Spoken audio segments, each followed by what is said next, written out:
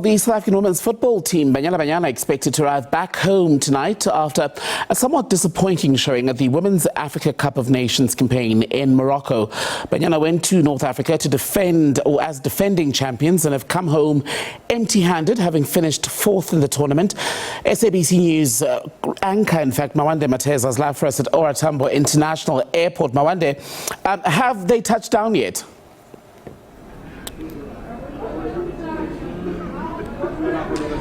Good evening once again, Tembegile. The short answer is no, they haven't. The team is scheduled to land at 7:50 this evening. That is from a flight via Durban. Now, they took the long way home as they went via Casablanca to Dubai and then Durban, and will only be landing in Johannesburg in a few moments. Now, as you did say, it was a rather disappointing performance from Banyana Banyana at the Women's Africa Cup of Nations. They went there as the defending champions with all of the expectations of South Africans going along with them, but yeah, like you say, returning home empty-handed.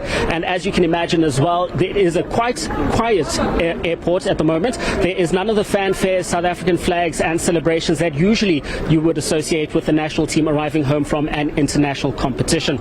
Now, while we wait for the Banyana Banyana squad to arrive, I have SABC Sports News, or SABC Sport reporter rather, Mpumi Manyisi, to talk to me a little bit about the Banyana Banyana side and their performances out in Morocco. Mpumi also followed the team very closely in the lead up to their tournament appearance out in Morocco. Mpumi, thank you very much for joining us on SABC Sport. Just in sum, what would you make of the Banyana performance out in Morocco? First of all, I'm excited that we welcome in the ladies. Having been knocked out in the semi-finals and coming back with a fair play accolade. But more than anything, I need to admit it wasn't an easy tournament for them.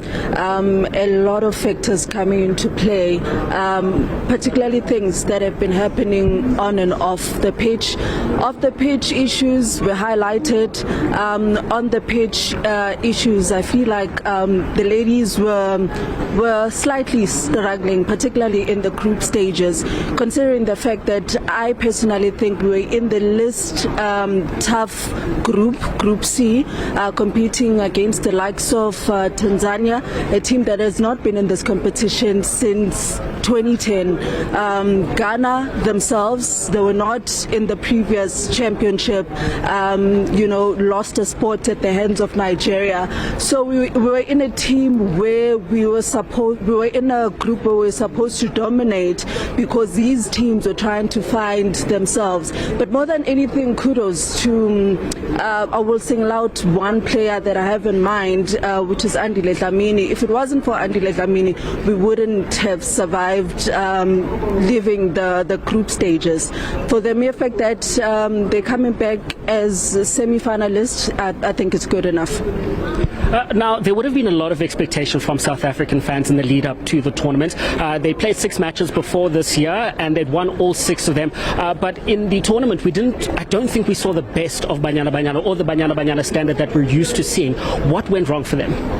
I think the issue now is rotations and missing out on key players, and coming in knowing that we're going to lose Jermaine Sopesinho after this particular championship, as she had announced her retirement. Obviously, key player Thembi Kgatlana and other players that have retired, which is Noko Matlou, Janine van Wyk, those were the players that were anchoring the team and leading the team. Now it's time to see if the experience that we have blended with the new players is good enough to give us the depth that we need, particularly seeing that we are going to partake in the tournament again in next year as a World Cup qualifier.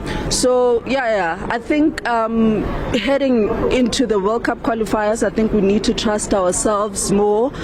We need to play as a unit and play our usual ball.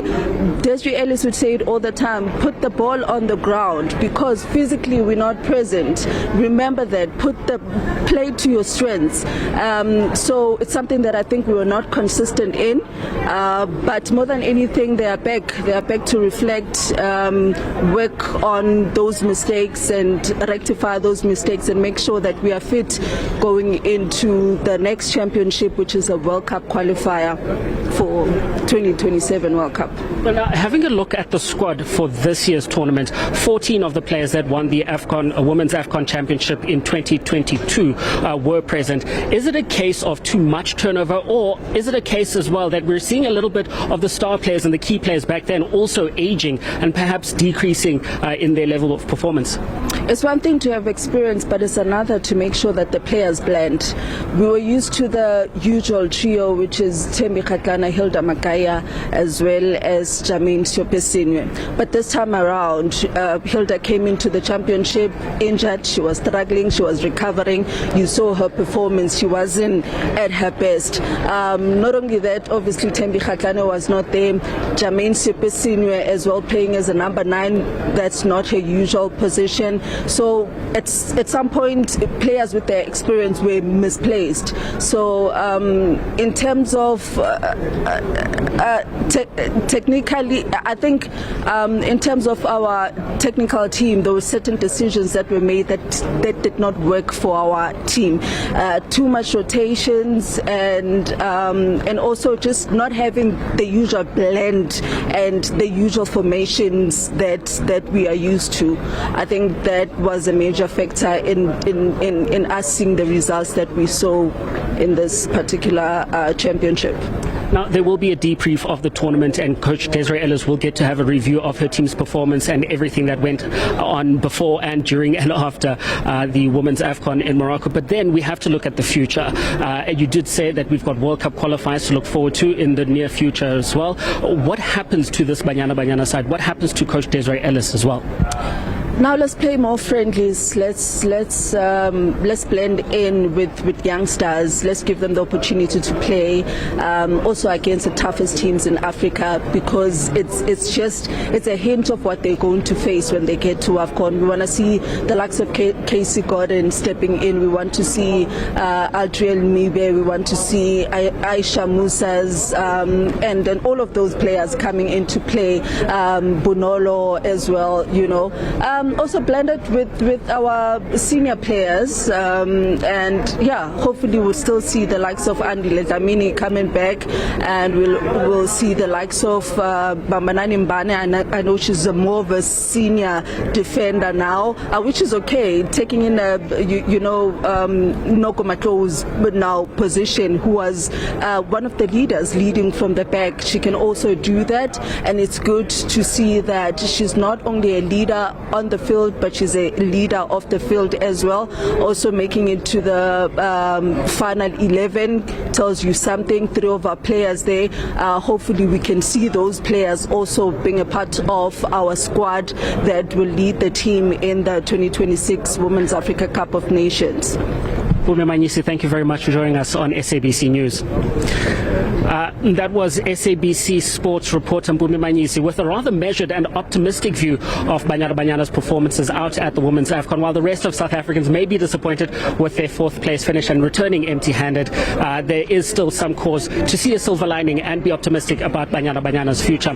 The Banyana Banyana squad will be landing at 7:50 this evening, and we are awaiting their arrival, and we'll have that for you as soon as it happens. But for now, it's back to you in studio. Mawande, thank you very much for that. Now 7:55, but we know how long it can take through or to get through OR Tambo International Airport when you return from an international journey in particular. But when Banyana do land at OR Tambo, SABC News will bring their arrival to you. Mawande and the SABC Sport team already on standby to do that for you.